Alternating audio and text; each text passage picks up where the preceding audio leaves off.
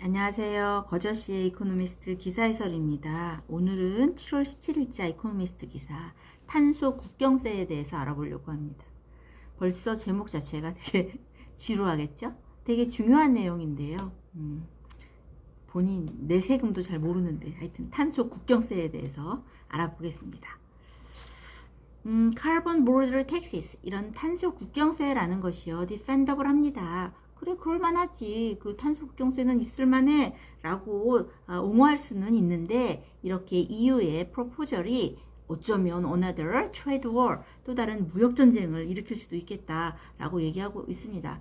그 탄소 국경세라는 것은 그 이산화탄소 배출 규제가 약한 국가가 강한 국가의 물건을 이렇게 수출을 할 때 거기에 매기는 어떤 무역 관세라고 할 수가 있는 거죠. 사실상의 추가 관세라고 할 수 있습니다. 그 미국의 조 바이든 행정부하고 유럽연합이 이제 주도적으로 추진하고 있는 새로운 형태의 관세 형태라고 할 수 있죠. 그 카본 프라이스라는 것이 기후 변화를 클라이밋 체인지, 기후 변화의 가장 코스트 이펙티브한 웨이입니다. 가장 그 비용 대비 효율이 높은 방식이긴 한데요. 그것을 근데 골고루 어떻게 할 것이냐, 그것이 되게 어려운 일이죠. 7월 14일에 유러피언 커미션, 여기가 어디입니까? 유럽연합 집행기관에서 그 탄소 집약 수입품에 대해서 어떤 방식으로 어떤 관세를 부여할지에 대한 계획을 발표했습니다. 왜냐하면 EU 바깥에서, 유럽 바깥에서 만들어지는 그런 제품에 대해서는 실질적으로 어떤 배출권 거래제라든가 탄소 가격제라든지 이런 것이 해당이 안 되잖아요. 그래서 그렇게 탄소 집약적인 그런 그 제품이 유럽으로 들어올 때 매기는 이제 관세에 대한 이야기입니다. 그 탄소 가격을 매기는 거에 대해서 수입품에 탄소 가격제를 적용하려는 이유는 되게 타당하죠. 그런데 혹시 이것이 어떤 자국 보호주의, 어떤 프로텍셔니즘, 자국 파괴적인 어떤 보호주의의 악순환을 일으키면 또 안 되잖아요. 그래서 그런 악순환을 일으키지 않고 이렇게 탄소 수입품에 가격제를 적용하는 것은 되게 커넌드럼한 것이다. 되게 어려운 숙제다라고 얘기하고 있습니다. 만약에 그 카본 프라이스를 글로벌하게, 그 전 세계적으로 카본 프라이스가 매겨진다라고 한다면, 우리 페리스 어그리먼트 있잖아요. 파리 그 기후 협약, 그걸 충실히 풀필링 했을 때 드는 비용의 79%까지 떨어진다라고 합니다. 그런데 문제는 그것을 전 세계적으로 탄소를 고르게, 탄소 발생에 대한 그 가격을 고르게 부과할 수 있느냐. 그렇게만 되면은 좋은데, 그런다는 것은 어떤 파이프 드림, 하나의 몽상에 지나지 않는다. 아직까지는 몽상이다 라고 얘기하고 있습니다.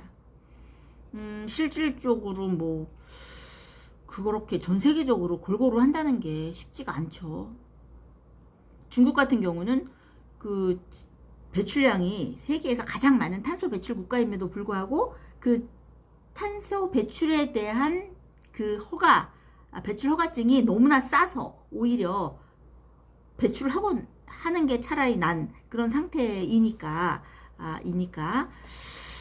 그 탄소 관세라는 것이 이제 하나의 이제 대체 수단일 뿐에 속한다라고 얘기하고 있습니다. 그러면서 하는 말이, 이제 이코노미스트 같은 경우는요, 이 이코노미스트지가 지난번에도 얘기했는데 정치적으로는 중도 좌파, 그 다음에 경제적으로는 중도 우파의 스탠스를 취하고 있거든요. 그러니까는 중도 우파 쪽의 그 스탠스라는 것은 자유무역이잖아요. 프리 트레이드. 그래서 더 이코노미스트 같은 그런 프리 트레이더스, 어떤 자유무역주의자들은 관세 같은 거 싫어하죠. 왜 관세를 하느냐? 자유무역을 해야지 라고 관세에 대해서 on principle, 원칙적으로는 거부를 합니다. 그래서 옛날에 그 이코노미스트가 그 콘로우가 있었는데요. 무슨 곡물법이라는 게 있었는데요. 그 곡물법을 그 이코노미스트가 이제 반대를 했어요. 그 곡물법이 뭐냐면, 그 당시에 영국의 지주들을 위해서 외국에서 싼 곡물이 들어오는 것을 막겠다라는 게 곡물법인데, 이 프리트레이더로서 왜 그거를 막냐? 자유무역해야 된다. 싸게 들어와도 지주를 보호하기 위해서 땅에 들어오는 걸 막으면 안 된다라고 그것을 반대를 했습니다. 이제 그만큼 이코노미스트 같은 경우는 그 프리 트레이더로서 원칙적으로는 관세를 반대한다라는 입장을 얘기하고 있습니다. 그렇지만 카본 타리프 같은 경우는 그거는 또 다른 문제다라고 얘기하고 있어요. 카본 타리프 이렇게 그 탄소 관세 같은 경우는 본질적으로 보호주의가 아니라는 거죠.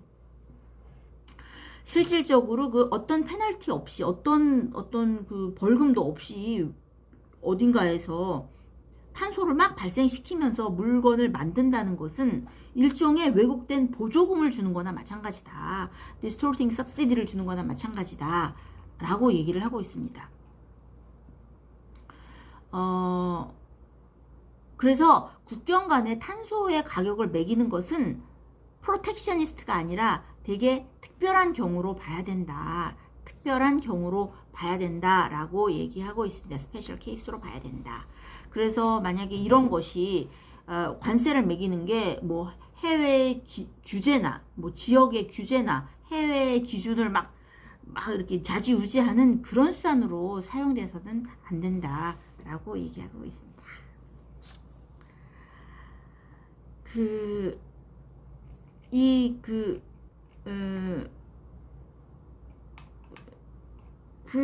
탄소 관세 같은 경우는요, 도덕적으로는 맞잖아요. 그죠? 맞습니다. 도덕적인 문제도 아니고, 경제적인 문제도 아니고, 실질적으로 탄소 관세는 어떤 게 지금 문제가 되고 있는 거냐면은, practical, 얼마나 실용적으로 잘 할 수 있느냐, 아니면 political,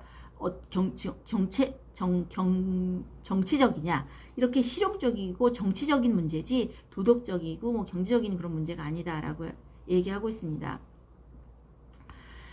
그 옛날에 2018년에 그 유러피안 커미션, 유럽 그 집행 기관이요. 그러면 이 어느 정도까지 외국 정부에 이 제품에 대해서 어느 정도까지 그 탄소세를 부과를 했을까? 그 다음에 이 제품을 만들기 위해서 탄소가 어느 정도 방출이 됐을까라고 이게 트레이싱을 해야 되잖아요. 그거를 막 알아보는 건데 실질적으로 그것이 가능하느냐라고 했을 때 2018년에 유러피안 커미션에서는 아이고 이거 clearly unmanageable하다. 명확히 관리할 수 없는 일이다. 라고 그때는 결론을 내렸습니다. 그리고 지금까지도 not much has changed since. 아직까지 커다랗게 변한 건 없습니다. 그렇지만 그래서 실질적으로 막 탄소 어느 정도 배출을 하느냐라는 것을 전반적으로 다 알 수는 없지만 그 이후에 새로운 플랜은 이제 그 산업을 결정하는 거예요. 어디에 관세를 매일 것인가 라는 그런 산업 분야를 선택하는 일이라는 거죠. 예를 들면 우리가 잘 알고 있는 시멘트나 퍼틸라이저, 그 화학 비료 같은 경우 대표적인 탄소 그 주범 이런 인더스트리 뿐만 아니라 여기는 안 나오지만 뭐 어디에 과세 기준을 할 것이냐라고 했을 때 여기서 그런 산업을 정하는 데 있어서 우리나라도 좀 걱정인데요. 그 철강이라든지 뭐 시멘트 화학 비료는 물론이거니와 알루미늄, 항공, 해운업계 이런 거에 이제 관세를 매기겠다라는 이런 인더스트리를 셀렉트 정하고 있는 겁니다. 그럼 이후에 새로운 계획이라는 것은 그렇고 그래도 뭐 여러 가지 문제점은 있습니다. 뭐 그렇다 하더라도 어떤 규정이라는 것이 상당히 임의적이라는 것이 좀 문제긴 합니다. arbitrary rule이라는 게 좀 문제긴 한데요. 이제 그래도 이제 시작을 하는 거죠. 그리고 또 이런 것을 하는 데 있어서 어떤 데서는 막 로컬 펌한테 좀 유리하게끔 그 플랜을 막 수정하기도 하고요. 존 캐리 같은 경우, 존 캐리가 누구죠? 아메리카스 클라이밋 앤보이 그 기후 특사시잖아요. 그 기후 특사도 우리도 카본 보르더 텍사스 물리겠다라고 막 주장을 하고 있는데 그렇다면 만약에 미국에서 at home 미국 국내에서 카본 프라이스가 적절히 실행되지 않는 상황에서 외국에서 들여오는 물건에 대해서는 관세를 매기겠다라고 하면 그것도 또 문제가 되고 있는 거죠. 그래서 이제 여러 가지 문제점들이 있기는 있다고 합니다. 또 IMF 같은 경우는 또 뭐를 주장을 하고 있냐면은요, 이거 미니멈 카본 텍스 아주 그 최소 그 탄소세를 주장을 하고 있습니다. 이것이 이제 어느 정도 그 GDP에 따라서 전 세계가 합의를 하는 거죠. GDP에 따라서 최소 탄소세를 매겨야 된다라는 것을 이제 그런 선택안을 가지고 있기도 합니다. 그런데 이것이 가능하냐, 가능한지 안 한, 취법을 한지는 is not clear. 아직까지는 그렇게 분명하지 않다라고 얘기하고 있습니다. 그래서 뭐 윌리엄 노드하우스라는 분이 계시는데요. 이분이 그 노벨 프라이즈 위닝 인바이러먼털 이코노미스트라고 합니다. 이분이 그 노드하우스라는 그 미국의 경제학자이면서 기후변화의 경제적인 효과를 그 거시 경제적인 어떤 관점에서 이렇게 뭐 해서 연구해서 2018년에 이제 노벨 경제학상을 수상하신 분인데요. 이분의 이제 주장은 그러면 기후변화 이런 어떤 그 탄소세와 관련된 그 기후 클럽을 자발적인 그 적극적인 나라를 위주로 해서 그 기후 클럽을 만들고 그 안에서 탄소 가격을 결정하고 이거에 조인하지 않는 그런 국가에 대해서는 징벌적인 세금을 부과해야 된다라고 이제 주장도 하고 있습니다. 그래서 막 탄소 국경세에 대해서 이렇게 이제 구체적으로 막 논의가 되고 있죠. 근데 옛날에는 이제 몇 년 전만 해도 그거 뭐 어디 되겠어? 라고 하고는 있지만 벌써 유럽 같은 경우는 뭐 몇 년도까지는 2035년까지는 내연기관차 완전히 없애고 2023년부터 탄소 국경세를 이렇게 매기겠다라고 이렇게 구체적으로 이제 하고 있잖아요. 그래서 이런 어떤 논의와 이런 그 계획이 이제 글로벌 카본 프라이스, 전 세계적으로 탄소세를 매기는 거에 대한 어떤 성공적인 어떤 성공적인 길을 상상하는 것이 이제 가능해졌습니다. 그렇지만 그래서 government들은 must tread with care, 아주 조심스럽게 이런 것을, 왜냐하면 잘못하다간 이것이 프로텍셔니즘, 어떤 자국 보호주의로 느껴질 수가 있잖아요. 이런 자국 보호주의라든지 이런 어떤 서로 내 것만 쟁탈하겠다라는 이런 그런 위험으로 가득 차 있기 때문에 이런 정부는요, 적절한 탄소 가격의 책정이 만약에 실패한다면 이건 완전히 물거품이 되니까 적절한 탄소 가격 책정을 하는데 실패를 하면 그것이 가장 큰 위험이 될 수 있다는 것을 인식하면서 아주 조심스럽게 이 일을 추진해 나가야 된다라고 얘기하고 있습니다. 그래서 우리가 물건을 만드는 데 있어서 우리가 물건을 쓰면 쓸수록 탄소는 발생이 되는 거잖아요. 그래서 그리고 또 친환경 기업, 우리가 물건을 많이 만들어내는 국가로서 오죽하면 뭐 기후 깡패라는 소리를 저희 나라가 듣는다라고 합니다. 그래서 우리나라도 여기서 이제 빠져나갈 수가 없고, 뭐 애플 같은 경우가 거기에 들어가는 뭔가를 만드는 모든 단계가 친환경적이지 않으면 안 된다라고 하는 거, 그렇게 주장을 하고 있잖아요. 그래서 이것이 글로벌 공급망이 정말 변하는 그런 친환경적이어야만 되는 그런 상황이 벌어진 겁니다. 그래서 우리나라가 수출국으로서, 더군다나 우리나라 철강, 뭐 이렇게 여러 가지 이제 그런 수출국으로서 그 탄소 배출에 대한 또 탄소 배출을 많이 하고 있는 나라로서 이 탄소 국경세는 우리나라에 끼칠 영향이 상당히 큰 거죠. 되게 중요합니다. 그죠? 어떤 누구의 벽화보다 더 중요합니다. 요즘은 하도 별것도 아닌 거 가지고선 무슨 인권, 뭐 침해니, 뭐 여성, 뭐니 무슨 권리가 침해됐네 안 됐네.